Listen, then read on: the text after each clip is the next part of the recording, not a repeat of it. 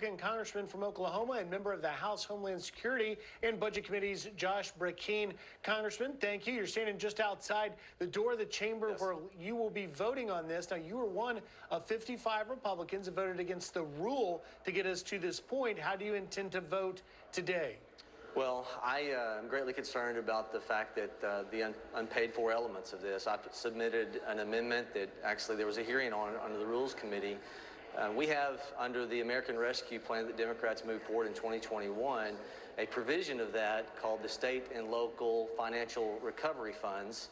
And it's something that EPIC, the organization, has highlighted. And Paul Winfrey, who was budget director under Trump, told my staff only a few days ago, there's still $90 billion. So the total price tag of all of this right now is 95. There's $90 billion within that fund that could be utilized. And so we put an amendment forward saying with a $34 trillion gross national debt, and what this fund is being used for, it was supposed to be for COVID. Well, COVID emergency ended last year. Right. And this fund has been used by the state of Washington to give out $1,000 checks to 340,000 illegal immigrants at a price tag of $340 million. Yeah. That's just the state of Washington.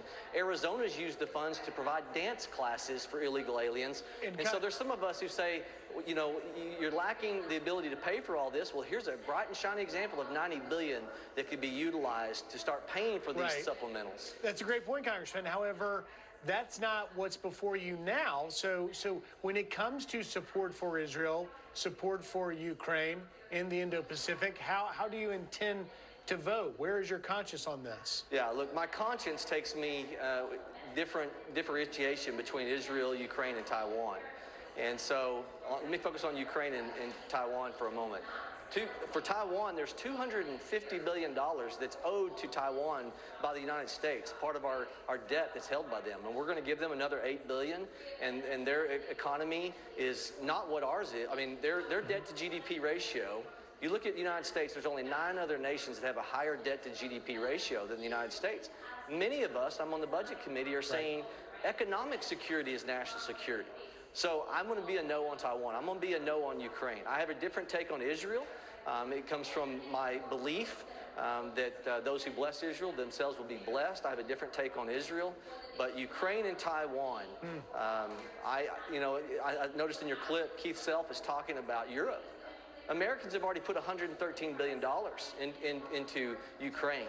And you take in holistic, in summary, of all that's been applied by Europe, they don't even match what we singularly have put forward there. The question is, Europe, when are you going to step up and match what the United States is doing? That's a great point, Congressman. All right, so we'll have this vote. Now, we are also all wondering and waiting to see whether your colleague, Marjorie Taylor Greene, will move forward on that motion to vacate. Where are you on that, and do you anticipate we will indeed see that today?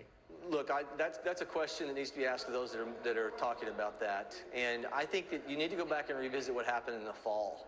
And I think it's also important for the American people, because what we want is a conservative solution. That's what, those of us that are part of the Freedom Caucus, we want conservative solutions. We believe that those are the right solutions. And if you go back to what happened in the fall, then what you saw was weeks of not having a speaker. And I think the American people need to know, when you look at the votes last year, of which I'm one of the 20 that forced last January a speaker to start having to allow individual members to put spending cut amendments on the floor, what you will see is there's about 80 to 100 out of 220 Republicans that would consistently vote, by voting record we saw all last year, support spending cuts.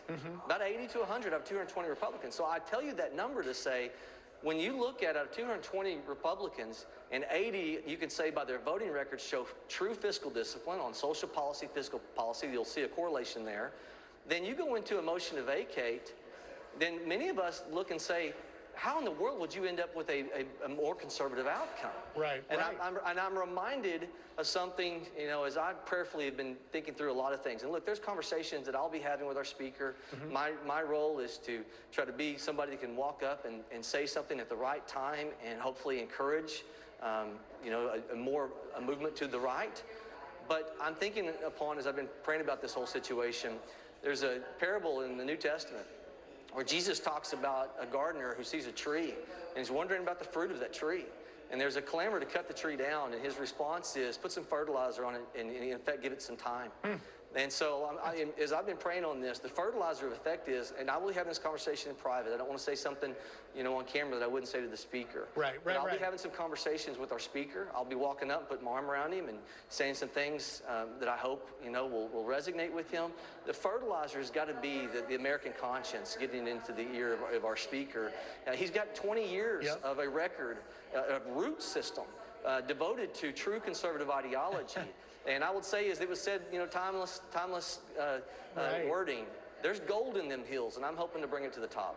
Well, Congressman, you have work to do. We'll let you go. We'll leave it there. And you may want to share some of those thoughts also with your colleagues, Marjorie Taylor Greene, Paul Gosar, and, of course, Thomas Massie. Thank you, Congressman Brecheen. Get to work. Thank you. Thank you.